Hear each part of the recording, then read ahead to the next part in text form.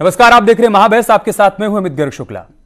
अभिनेता सुशांत सिंह राजपूत की मौत ने बॉलीवुड फिल्म इंडस्ट्री को हिलाकर रख दिया। उनकी मौत के बाद कई ऐसे सितारे हैं जो खुलकर फिल्म इंडस्ट्री में भाई भतीजावाद होने की बात कर रहे हैं। कंगना रनौत के बाद मशहूर गायक सोनू निगम ने भी गुटबाजी को लेकर गंभीर आरोप लगाए हैं। बिहार की लाडली और मशहूर सिंगर मैथिली ठाकुर सुशांत सिंह राजपूत की मौत से इतनी आहत हैं कि उन्होंने बॉलीवुड के लिए गाना गाने से इनकार कर दिया है। कुल मिलाकर सुशांत के जाने से बॉलीवुड अशांत हो गया है। लेकिन सवाल ये उठ रहा है कि क्या बॉलीवुड में यूपी बिहार के लोगों से भेदभाव होता है, जबकि बड़े सितारों की कई फिल्में इन्हीं राज्यों में टैक्स फ्री कर दी जाती हैं और यूपी बिहार की सरकार फिल्म बनाने को लेकर इन्हें तमाम तरह की सहूलियतें भी देती है। क्या बड़े सितारों को छोटे शहरों से आए लोगों से असुरक्षा रहती है? लेकिन सच्चाई तो यह है कि शहर छोटा हो सकता है लेकिन सपने नहीं। और महाबहस के आज के हमारे सवाल क्या हैं वो हम आपके सामने रख देते हैं। सवाल यह कि बॉलीवुड में भयंकर उथल पुथल है। कंगना के बाद सोनू ने भी पोल खोल दी है। इसके अलावा सुशांत के जाने से बॉलीवुड अशांत हो गया है। बॉलीवुड में यूपी बिहार के लोगों से भेदभाव कौन कर रहा है, क्यों हो रहा है, इसके पीछे कौन लोग जिम्मेदार हैं? सवाल यह भी है। कल सोनू निगम ने म्यूजिक इंडस्ट्री में भेदभाव को लेकर गंभीर आरोप लगाए थे। चर्चा के लिए हमारे साथ तमाम खास मेहमान जुड़ेंगे। फिलहाल हमारे साथ मैथिली ठाकुर जुड़ चुकी हैं, जिन्होंने बॉलीवुड में गाना गाने से मना कर दिया है, बायकॉट किया है। उन्होंने कहा कि भविष्य में बॉलीवुड में कोई गाना नहीं गाएंगी। मैथिली, सबसे पहले तो आपका स्वागत है न्यूज 18 पर। मेरा सवाल आपसे है कि बॉलीवुड में भाई भतीजावाद है, ये बात हर कोई मान रहा है, हर कोई कह रहा है, लेकिन भाई भतीजावाद को जो लोग पाल पोस रहे हैं उनका नाम लेने को कोई तैयार नहीं है। ऐसा क्यों है? सबका अपना अपना एक तरीका होता है। पहले कभी को नहीं ऐसा देखा या फिर लाइफ ने क्या है कि कैसा बीत रहा हो। जो हम देखा सुशांत सिंह राजपूत में, ये बिल्कुल ही शॉकिंग है, क्योंकि हम लोग उनको स्ट्रगल करते हुए हम लोग करते करके ऊपर बढ़ते हुए देख रहे थे, और एकदम से ऐसा फैसला लेना, और वो भी वो कोई ऐसे वैसे इंसान थे नहीं। पढ़ाई में भी उनका अलग स्टैंडर्ड था पूरा, और मतलब हर चीज में वो फिट एंड फाइन थे, लेकिन एकदम से सुसाइड करना ये बहुत ज्यादा मतलब सोचने वाली बात है। हमें नहीं लगता सुसाइड ऐसे कोई कर सकता है। मैथिली, आप सिंगर हैं और सोनू निगम ने कल जो वीडियो पोस्ट किया उसमें उन्होंने कहा कि आगे सिंगिंग लाइन से भी ऐसी खबरें सुनने को मिल सकती हैं, लिहाजा बाद में किसी के चले जाने के बाद ट्वीट करके दुख या अफसोस व्यक्त करने से बेहतर है कि आवाज पहले उठाई जाए। आपने मना कर दिया, आप ये कहनी कि आप बॉलीवुड में गाना नहीं गाएंगी। ये कोई समाधान हो सकता है, या फिर उस व्यवस्था में रहकर उस व्यवस्था को चुनौती दी जाए, आवाज उठाई जाए ऐसे लोगों के खिलाफ?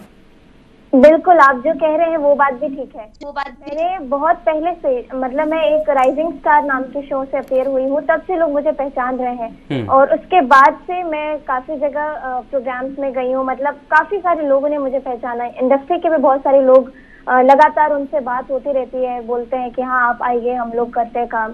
फिर उसके बाद एक दो बार कुछ कंपनीज ने हमको बुलाया, मैं पापा के साथ मुंबई गई थी, लेकिन सब कुछ क्लियर होने के बाद वो लोग एक अग्रीमेंट दिखाते हैं, कॉन्ट्रैक्ट दिखाते हैं कि आप ये करेंगे तभी आप हमारे कंपनी के आर्टिस्ट बनेंगे, और हम आपके ऊपर मतलब हम आपको अपॉर्चुनिटीज देंगे कि आप अपने सिंगल्स निकालें, मतलब डेब्यू करें। तो वो कॉन्ट्रैक्ट ऐसा होता है कि आपको जिंदगी भर उन्हीं के साथ रहना है, किसी और जगह गा नहीं सकते। और अगर आप कहीं परफॉर्म करने जा रहे हो तो 30% आपको रखना है, 70% आपको उनको देना है। और ऐसे मतलब ये तो थोड़ी नॉर्मल लग रहे हैं सुनने में, इससे भी और मतलब डीप क्लॉजेस होते हैं कि मतलब आप साइन ही नहीं कर सकते। तो क्या ऐसे आर्टिस्ट फिर वहां से छोड़ के, काफी सारे मैंने देखा उनके अंदर और बहुत सारे आर्टिस्ट थे जो लगे हुए थे, मतलब पूरी जिंदगी उन्हीं के लिए गाएंगे। लेकिन मैं और हम लोग का ऐसा तरीका नहीं है काम करने का, क्योंकि मैं पहले से ही दूसरी जगह से आती हूँ, बिहार की रहने वाली हूँ, और मुंबई मेरा अपना जगह नहीं है, और मैं नहीं सोच सकती कि वहाँ के लोग मतलब इसमें कोई दो राय नहीं मैथिली कि आप किसी पहचान के मोहताज नहीं है। सोशल मीडिया पर लाखों करोड़ों लोग आपको पसंद करते हैं, आपके गाने की शैली को पसंद करते हैं, लेकिन आपकी बातों से लग रहा है कि आपका अनुभव भी बहुत कड़वा रहा है। इन तमाम मुद्दों पर भी हम आपसे बातचीत करेंगे, लेकिन फिलहाल मशहूर कॉमेडियन सुनील पॉल जी इस वक्त हमारे साथ जुड़ चुके हैं। सुनील जी, स्वागत है आपका। सर, आपकी कॉमेडी का हर कोई मुरीद है, लेकिन सुनील पॉल कहाँ है आजकल, दिखाई नहीं पड़ रहे हैं। क्या वो भी भाई भतीजावाद का शिकार हो गए हैं क्या?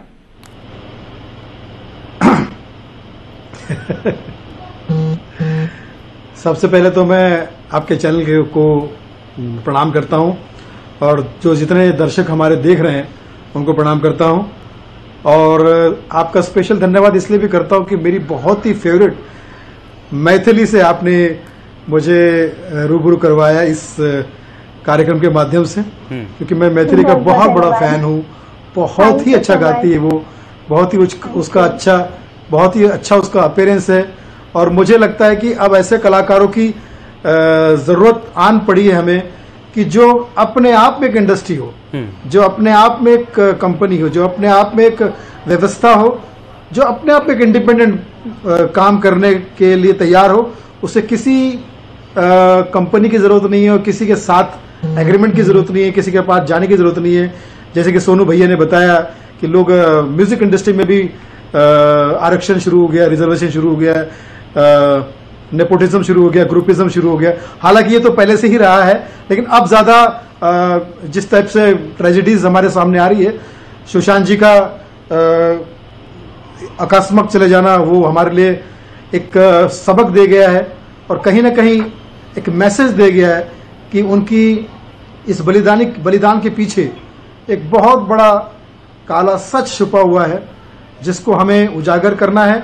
और पहले तो ये माध्यम नहीं थे कि हम अपनी बात को, जैसे मैथिली ने अपना, I am proud of her कि उन्होंने अपना करियर शुरू किया, अपने दम पर शुरू किया और अपने माध्यम से शुरू किया, किसी के पास जाने की जरूरत नहीं पड़ी।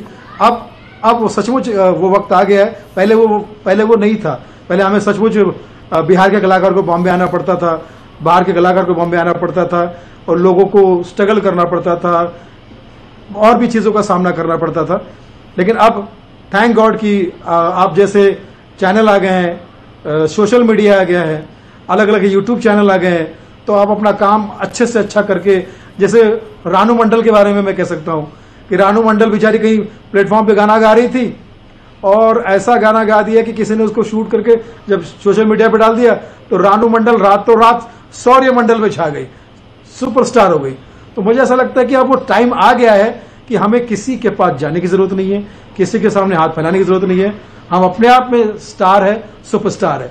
और बाकी ये और तभी ये भाई भतीजा ये कैसे संभव हो पाएगा सुनील जी, ये भी हम आपसे समझेंगे कि क्या बॉलीवुड के समकक्ष एक नई इंडस्ट्री खड़ी की जा सकती है, एक नया विकल्प तैयार किया जा सकता है। लेकिन उससे पहले मैं आपसे समझना चाहूंगा कि इस मुद्दे पर कोई कुछ खुलकर बोलने को तैयार क्यों नहीं है। बहुत सारे लोग सुशांत की आत्महत्या के बाद सामने आए, फिर चाहे वो कंगना रनौत हो, अशोक पंडित हो, शेखर कपूर हो, लेकिन कोई खुलकर नाम लेने को तैयार नहीं है कि कौन लोग हैं जिन्होंने घेरा बना रखा है, जिन्होंने बाहर के लोगों को वहां आने से रोक रखा है या फिर उनको आगे बढ़ने से रोक रखा है। कौन है जो भाई भतीजावाद को पाल पोस रहे हैं, उनका नाम कोई क्यों नहीं ले रहा है। भाई बदकिस्मती से हमारी इंडस्ट्री में एकता कपूर तो है पर एकता नहीं है, करण तो है पर दानवीर नहीं है, मीठा खीर है, खान तो है पर हीरे की खान नहीं है, कोयले की खान है। तो कुल मिलाकर वातावरण ऐसा बना हुआ है कि हर किसी को यह लगता है कि यार मैं, और खासकर उन लोगों को जो बेचारे मीडियाकर्स है, जिनके पास में ऐसा कोई खास अस्त्र शस्त्र नहीं है, कोई परफॉर्मेंस नहीं है, तो उनको लगता है कि यार मैं पंगा लूंगा तो मैं कहीं पीछे ना आ जाऊं, शिकार ना हो जाऊं। लेकिन इफ्तिदा इश्क है रोता है क्या, आगे आगे देखो होता है क्या। कंगना रनावत सामने आ गई, सैफ अली खान सामने आ गए, सोनू निगम सामने आ गए, मैथिली सामने आ गई, सुनील पाल सामने आ गया, और लोग भी सामने आएंगे।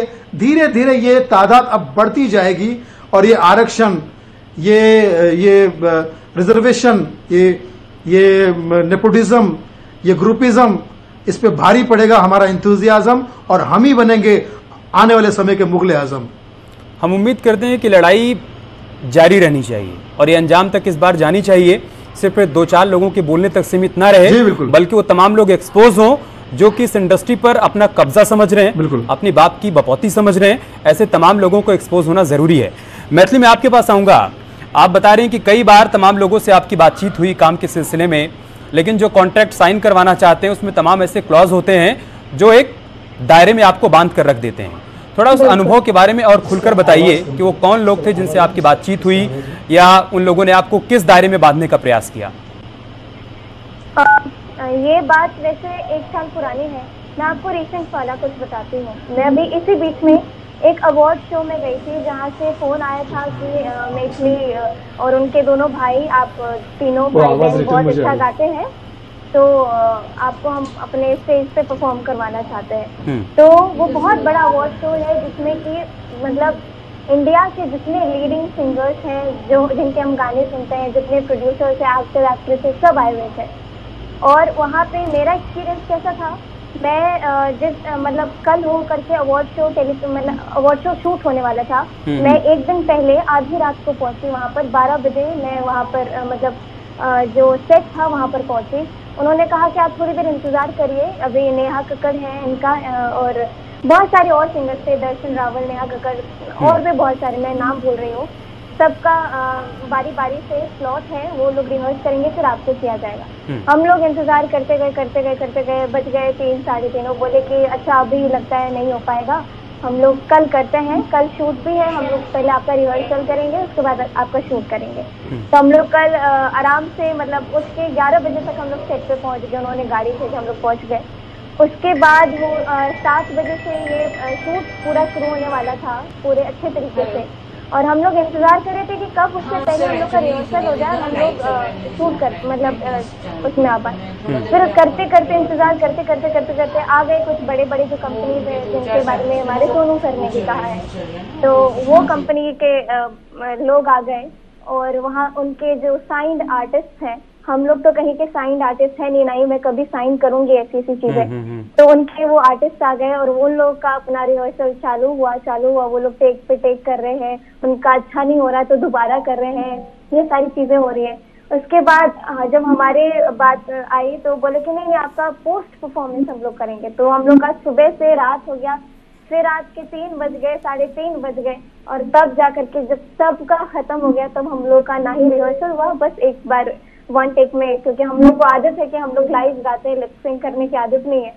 तो हम लोगों ने एक बार में गाया, अच्छा टेक हो गया और वो टेलीकास्ट हो गया। तो मतलब उधर जाके मुझे ऐसा पता चला कि हाँ यहाँ पे सरवाइव करना मेरे बस की बात नहीं है, ना ही मैं इन लोगों के सामने ऐसा हो सकते कि नहीं सर आप मुझे अपने कंपनी में ले लीजिए, मैं आपके लिए कुछ भी करने को तैयार हूँ, आपके सारे गाने गाऊंगी, ऐसा मैं कभी कर भी नहीं सकती। तो ये बात सुशांत सर के जो न्यूज है उससे बहुत पहले से मेरे दिमाग में था कि मैं कभी भी इस लाइन में नहीं जाने वाली हूँ, क्योंकि यहाँ पे मैं सरवाइव ही नहीं कर पाऊंगी ऐसे लोगों के बीच में। और जब ये इंसिडेंट हुआ तब मैं बिल्कुल श्योर हो गई हूँ कि मैं जो सोच रही हूँ पापा भी बिल्कुल मेरे समर्थन में है और हम लोग कभी ऐसी चीजों में नहीं फंस सकते। इसके लिए आपको सलाम है मैथिली कि आपने बहादुरी दिखाई, खुलकर आप अपनी बातों को रख भी रही हैं और अब तक जो अनुभव आपने स्वयं से प्राप्त किया है, जो कुछ आपने झेला है, उसको आप खुलकर बोल भी रही हैं। सुनील जी, अगर आप हमारे साथ जुड़े हैं तो मैं आपके पास आऊँगा। सर, सवाल ये है कि बॉलीवुड से तमाम लोग निकल कर आए हैं या फिर इंडस्ट्री से बाहर के भी तमाम लोग आए हैं जो खुलकर अब इस मुद्दे पर बोल रहे हैं, लेकिन और क्या कुछ कदम उठाए जा सकते हैं सरकार के लेवल पर? क्योंकि बॉलीवुड के तमाम ऐसे सितारे जो कि भाई भतीजावाद को बढ़ावा देते हैं, वो जब यूपी बिहार में आते हैं तो सरकार की तरफ से तमाम सहूलियतें लेकर अपनी फिल्मों को शूट करते हैं और उसको टैक्स फ्री करवाकर अधिक से अधिक पैसा भी कमाते हैं। तो और क्या कुछ सरकार के लेवल पर कदम उठाया जाए जो आपके मन में आ रहा है?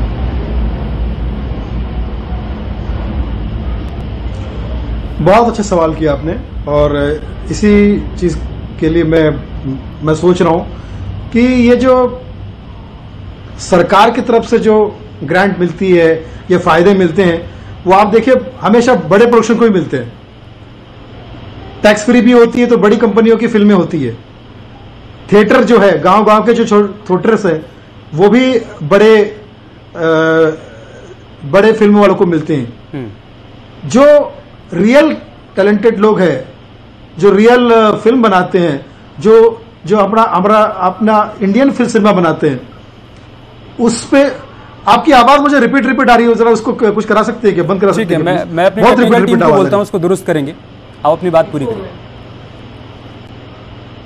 हाँ, उसकी वजह से पूरा सुर टूट रहा है। तो उसमें क्या होता है कि जो बेचारा संघर्ष वाले कार्यरत है, न केवल एक्टर, न केवल मैथिली जैसा टैलेंटेड सिंगर, न केवल सोनू निगम जैसा लेजेंडरी सिंगर, डायरेक्टर भी इससे प्रभावित होते हैं, प्रोड्यूसर भी इससे प्रभावित होते हैं, एक्टर भी इससे प्रभावित होते हैं। तो ये जो पूरा जो ग्रुपिज्म है, इसमें भी सरकार ऐसा कोई कानून बनाए कि इनकी दोनों की स्क्रिप्ट जब आती है तो ये देखने की कोशिश करें कि कौन सी स्क्रिप्ट जो है वो हमारे क्षेत्र में शूट करने लायक है। वो क्या करते हैं, कुछ पोर्शन तो आपके क्षेत्र में शूट कर लेते हैं, आपसे जो आपका क्या कहते हैं उसको शब्द याद नहीं, आपसे जो अमाउंट मिलने वाला वो तो ले लेते हैं, सब्सिडी, हाँ सब्सिडी ले लेते हैं, सब्सिडी ले लेते हैं और बाकी फिर स्विट्जरलैंड में शूट कर रहे हैं, अमेरिका में शूट कर रहे हैं, फला में शूट कर रहे हैं और खुला खुला फिल्म को भी टैक्स फ्री करवा देते हैं और सरकार को भी कहीं ना कहीं वो पानी में उतारते हैं। तो मुझे लगता है कि ये बहुत जरूरी है, क्योंकि मैंने एज ए प्रोड्यूसर 3 फिल्में बनाई हैं। पहली फिल्म को Guinness book of world record मिला था। क्या आपको पता है, मेरी पहली प्रोडक्शन फिल्म को, यह बॉलीवुड की पहली फिल्म थी, बॉलीवुड की पहली फिल्म थी जिसको मैंने बनाया था, भावनाओं को समझो, उसे Guinness book of world record मिला था, लेकिन ये किसी को भी नहीं पता होगा, ये न्यूज दबा दी गई। उसके बाद ये हुआ कि ये जो फिल्म है उसको थिएटर नहीं मिले, जबकि कॉमेडी के सारे बड़े बड़े कलाकार उसमें थे। जॉनी लीवर साहब उसमें थे, कपिल शर्मा साहब उसमें थे, पाकिस्तान के कॉमेडियन उसमें थे, रऊफ लल्ला, शकील सिद्दीकी थे उसमें, राजेश श्रीवास्तव थे, मतलब आप नेम इट, की सारे कलाकार उसमें थे। लेकिन वो फिल्म का लॉस मुझे पूरा के पूरा उठाना पड़ा। जितने बजट में वो फिल्म बनी थी उतना लॉस मुझे उठाना पड़ा, क्योंकि उसको ना थिएटर मिले, उसको रिलीज भी मुझे करना पड़ा, थिएटर के पैसे भी मुझे देने पड़े, पब्लिसिटी के पैसे भी मुझे देने पड़े, सारे कलाकारों को और जो टेक्नीशियन सबको पेमेंट करना पड़ा, लेकिन बदले में मुझे कुछ नहीं मिला और Guinness book of world record मिला, ये भी न्यूज किसी को पता नहीं चली। तो इस तरह से जब किसी भी कलाकार के साथ में as a producer, as a director, as a writer ये होता है तो आप सोचिए ये कहीं ना कहीं आपको डिप्रेशन देगा कि नहीं। जब डिप्रेशन देगा तो आप कहीं ना कहीं, वो तो थैंक गॉड भगवान की कृपा से मुझे स्टैंड अप का, देखिए यहाँ पे मैथिली और मेरी कहानी एक जैसी है, हम दोनों ही स्टेज के कलाकार हैं और सरस्वती माँ की कृपा से हमें बहुत सारे स्टेज शो मिल जाते हैं। आज मैथिली को मैं देखता हूँ, वो कभी आज तक में गाना गाती है, कभी न्यूज किसी और न्यूज चैनल में गाना गाती है, वो किसी कंपनी की मोहताज नहीं, उसका खुद का इंडिपेंडेंट इतना नाम है। वैसे ही भगवान की दया से हमारा भी नाम है, इसलिए हमको डायरेक्टली बुलाया जाता है, हम किसी पे डिपेंड नहीं है। लेकिन जो लोग सचमुच डिपेंड है, जो हार्डकोर आर्टिस्ट है, एक्टर है, जो सिंगर है, जिनको कंपनी के सिवा कोई चारा नहीं है, प्लेबैक के सिवा कोई चारा नहीं है, उनके साथ में तो बहुत ही बड़ा ज्यादती की जाती है और बहुत ही रुलाया जाता है। इतना मोटा मोटा एग्रीमेंट करते हैं, वो एग्रीमेंट साइन करते हैं तो आर्टिस्ट सोचता है उसी में उलझ कर रह एग्रीमेंट है या सुसाइड नोट, उसी में उलझ कर रह जाते हैं, उससे बाहर नहीं निकल पाते हैं। टीना फिलिप हमारे साथ जुड़ चुकी हैं, पूरी तरह से एक तरफा होता है। हाँ, टीना फिलिप हमारे साथ जुड़ चुकी है, हरवीर सिंह भी हमारे साथ जुड़ चुके हैं, आप टीवी में फंस जाओगे। ठीक है टीना फिलिप, अगर आपको आवाज मिल पा रही हो, ये कौन लोग हैं जो एक दायरा बनाकर रखे हुए हैं, जो एक घेरा बनाकर रखे हुए हैं, जो ये चाहते हैं कि बाहर के लोग भीतर ना आने पाए और भीतर वही लोग फल फूल पाए जिनके ऊपर उनका हाथ हो?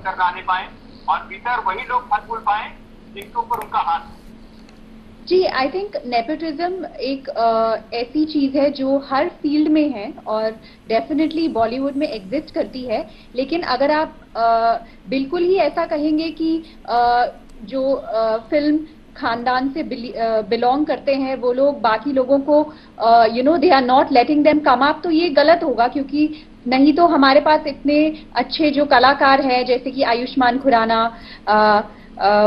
Manoj Bajpayee, so many other actors, Anushka Sharma, Priyanka Chopra, ये सब एक्टर्स उभर के नहीं आते। तो I think it's a mix of people who want to promote Bollywood, their own film families and also who respect talent. तो एक मिक्स है, आप ये नहीं कह सकते कि बिल्कुल सिर्फ अपनी फिल्म फैमिलीज ही प्रमोट की जाती है यहाँ पर।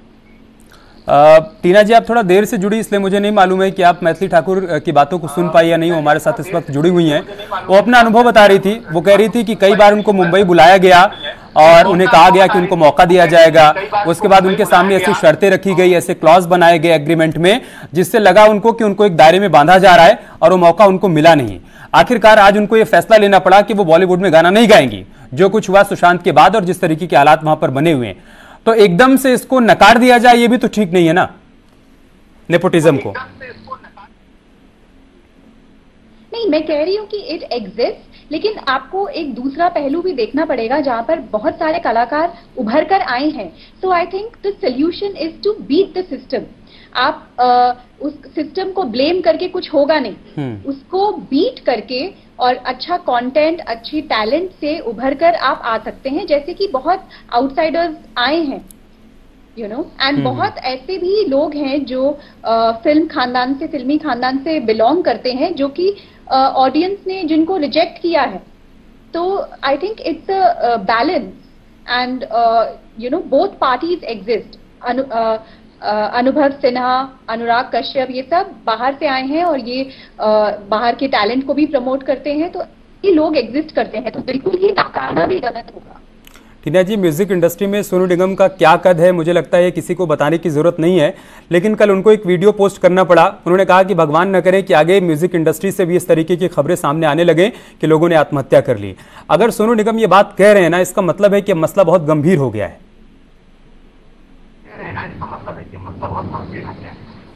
जी बिल्कुल, उनका वीडियो मैंने देखा और आई थिंक मैं ये नहीं कह रही हूँ कि ये एग्जिस्ट नहीं करता है, एग्जिस्ट करता है, लेकिन आई थिंक उसका सोल्यूशन क्या है? I think the solution is just to beat the system with talent, है ना। एक आई थिंक बुलिंग गलत है जो उन्होंने बोला है, वो उसको नेपोटिज्म नहीं बोल सकते, उसको एक तरीके का बुलिंग है, यू नो, अपना पावर और इन्फ्लुएंस यूज करना टू बुली पीपल जिनके पास यू नो फाइनेंशियली वो इतने स्ट्रांग नहीं है या फिर स्मॉल टाउन से आए हैं, तो वो चीज गलत है। बुलिंग और नेपोटिज्म दो अलग अलग इश्यूज हैं और इनको अलग अलग वे से डील करना चाहिए हमें। ठीक है। मैथिली, जिस बात का जिक्र टीना कर रही हैं कि क्विट कर देना कोई विकल्प और कोई समाधान कैसे हो सकता है, क्या आप उस व्यवस्था में रहकर जो व्यवस्था बनी है उससे लड़ें, उसके खिलाफ आवाज उठाएं, उसमें परिवर्तन लाएं, वो बेहतर होगा, या उससे दूर हो जाए, उससे अलग हो जाए, वो बेहतर होगा? ऐसे तो उन लोगों की मनमर्जी और बढ़ती चली जाएगी, उनको लगेगा कि ठीक है हमने जिसका विरोध कर दिया वो बाहर हो गया। ये बात बिल्कुल ठीक है। तो हम लोग के पास जितने भी नए आर्टिस्ट हैं उनके लिए मैं बोलना चाहती हूँ कि हम उनके सिस्टम में जाके उनको क्यों सुधारें। हम लोग अपना सिस्टम इतना स्ट्रॉन्ग करें, हम लोग खुद इतना यूनाइट हो, हम अपने प्लेटफॉर्म पे अपनी चीजें अपलोड करें, ना कि टी सीरीज या फिर जी म्यूजिक या वाईआरएस में नाम नहीं लेना चाहती, बहुत सारी कंपनीज हैं उनके प्लेटफॉर्म। सुनील जी आपकी इस बात पर ताली बजा रहे हैं। Thank you so much. लेकिन हमारे पास अभी एक समय था जब लता जी, आशा जी, ऐसे सिंगर्स हमारे इंडस्ट्री में थे जिनकी तारीफ सिर्फ इंडिया में ही नहीं बाहर भी की जाती थी और लोग पहचानते थे कि इंडियन म्यूजिक इंडस्ट्री इनसे चलती है।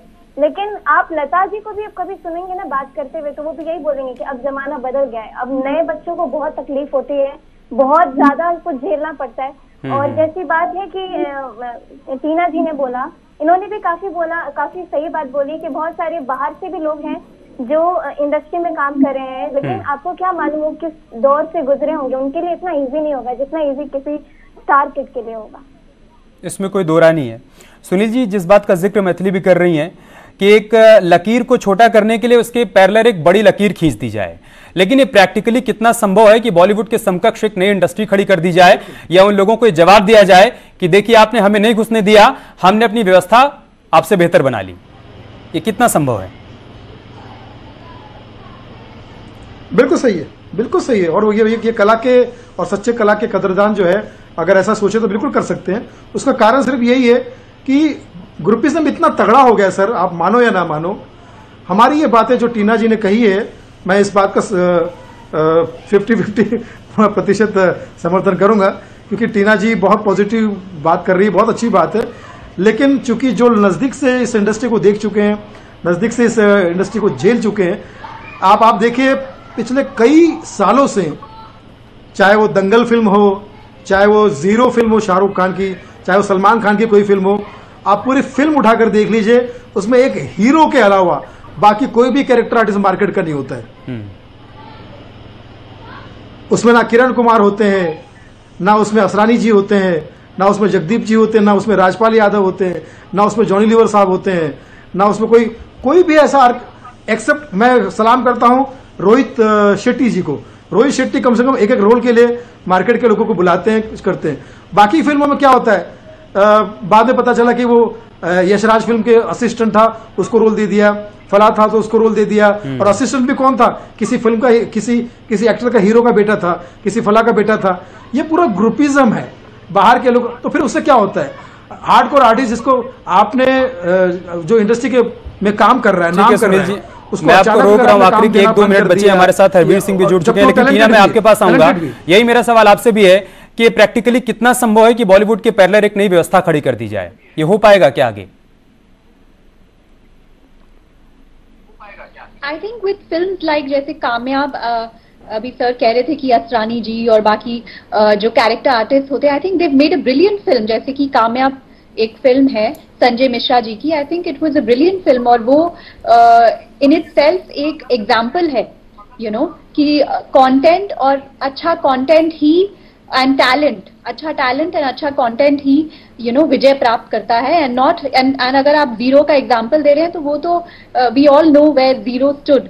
तो actually it's not about, I think film families और ये सब, मुझे लगता है कंटेंट अगर हो तो चाहे वो पैरेलल सिनेमा हो या एक कमर्शियल मूवी हो, वो हमेशा सक्सेसफुल रहेगी, जैसे कि कामयाब थी। ठीक है। हरवीर, अगर आपको आवाज मिल पा रही हो, सुशांत चूंकि पहले टीवी में काम किया करते थे। हरवीर, अगर आपको आवाज मिल पा रही हो। नहीं जुड़ पाए हो हमारे साथ, नहीं जुड़ पाए। ठीक है टीना, मैं आपसे एक चीज और समझना चाहूंगा कि चूंकि सुशांत पहले सीरियल्स में काम किया करते थे, उसके बाद उन्होंने बॉलीवुड का रुख किया, कितनी बड़ी चुनौती होती है किसी कलाकार के लिए छोटे पर्दे से बड़े पर्दे का रुख कर लेना और फिर वहां जाकर सरवाइव कर लेना?